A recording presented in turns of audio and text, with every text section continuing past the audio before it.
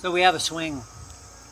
We kind of knew we had a swing, but we couldn't find it because everything like around us was all grown up around it. And that big walnut tree that you see in the back of us had fallen down right here. I don't know how long this black walnut's been here on its side, but it's growing. I mean, it's dying slowly, you can see on the ends, but looks pretty healthy for black walnut. But it's right in the middle of this little field that's got to be cleared, and the swing, the big swing, is just on the other side of this. So we're going to start cutting. This will make great firewood.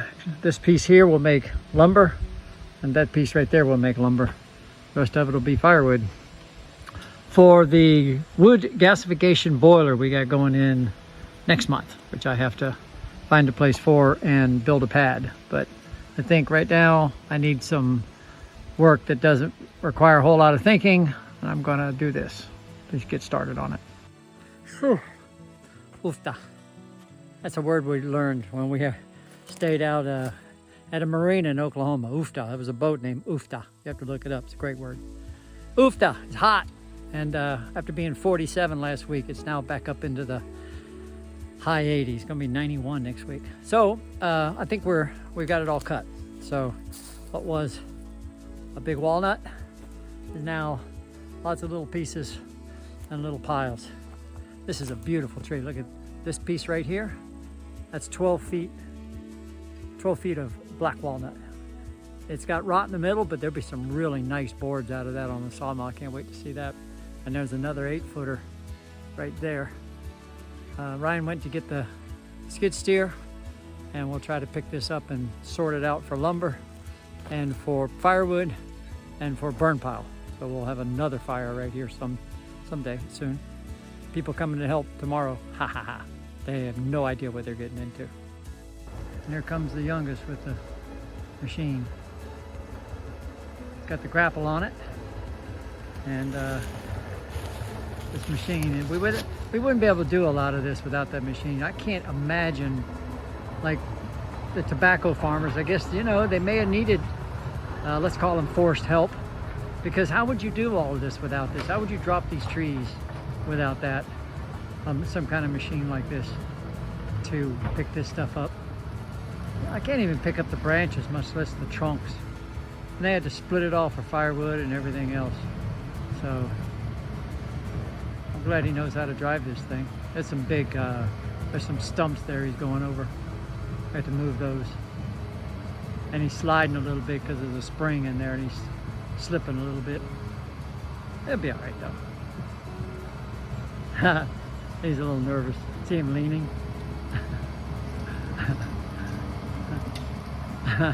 The machine's sliding.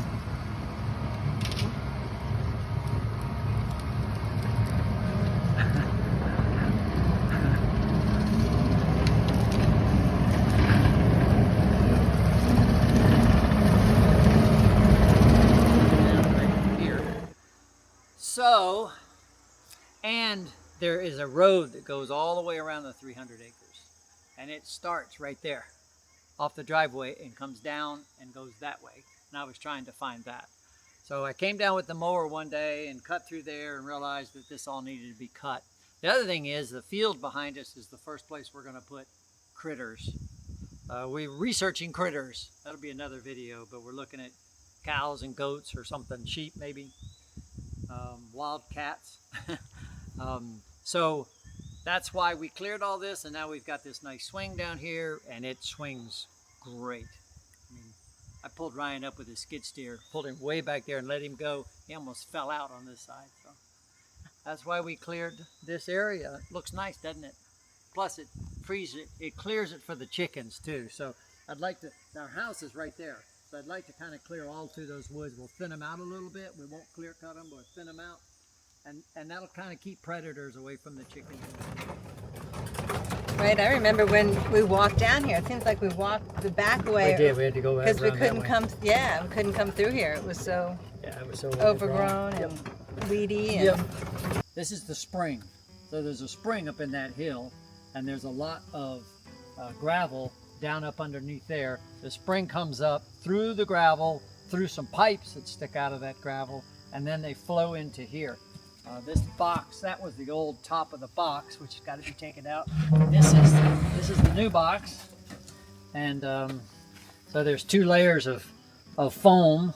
There's this layer, then there's another layer below it, and then underneath that is a concrete cistern about this big. We took that, cleaned that all out, vacuumed it out. This goes down 4 feet. So that water flows into the cistern. There's a pump in that cistern that's controlled by a float switch up in the reservoir, and the reservoir turns that pump on, pumps the water to the reservoir. Then there's a pump in the reservoir that pumps down to our house, to the cottage. So this all had to be rebuilt. Well, doesn't this look nice? This is the inside of the spring well. This is where we get the water for the cottage. So we'll take this opportunity to rebuild this box since we've got nothing else to do, right? Yeah, we had to cut our way in here. We'll get the mower and clean all this up too while we're at it. But looks like we're gonna have to rebuild another box. Got the generator going, and we are pumping out the water to, I want to vacuum the bottom as long as I've got this all open. So we've got the new box in, and nice. Ian made it all out of treated lumber, and we've got a round top to go on the pipe. And so just waiting to drain this water out of here so I can suck up, I'll vacuum the bottom of this thing. So who knows when I'll have this open again. Hopefully this will last for a few years, and we can have nice clean water. You might have seen the video of I was clearing. So we're clearing everywhere. We got, if you look like right here, you look up in here, this used to be clear, and the briars and the olive trees grow up in here, and the maple trees, weeds really. They become big oaks and maples like that, but right now they're weeds. I was clearing between the tobacco barn and the pavilion, and I was coming up the other way from the pavilion through nasty stuff, pine trees and stuff, and I didn't realize with the mower, and I hit the stand-up pipe, the freeze pipe that drains from the reservoir. There's 3 spigots that run down all the way to the tobacco barn. Well, I hit one of them and just sheared it off. There's no valve on it. The water ran for probably 45 minutes before I could get it stopped. And it was in the middle of the drought. We've had a bad drought this year. So the drought, for the 3 months we've been here, so the drought drained the reservoir down about 25%. I mean, the pipe drained the reservoir, and because of the drought, that concrete cistern is only filling up about every 4 or 5 days. And that only fills the reservoir about 1/8 of a tank. It's a 2,500 gallon tank. So we've been having to kind of watch our water. Well, I came down here to check the reservoir and found it was completely rotted, and we had to redo it. Of course, we had to cut our way in here. You couldn't even find this first. I came through the woods over here and up around here. So we've been cutting and clearing. We want to clear. The first pond is right through there. So we want to clear from here right through to the pond, right up the sides of the hills. Another thing that we were down here for, which is right over there, is most of these trees you see in here are poplars. These big straight trees are all poplars.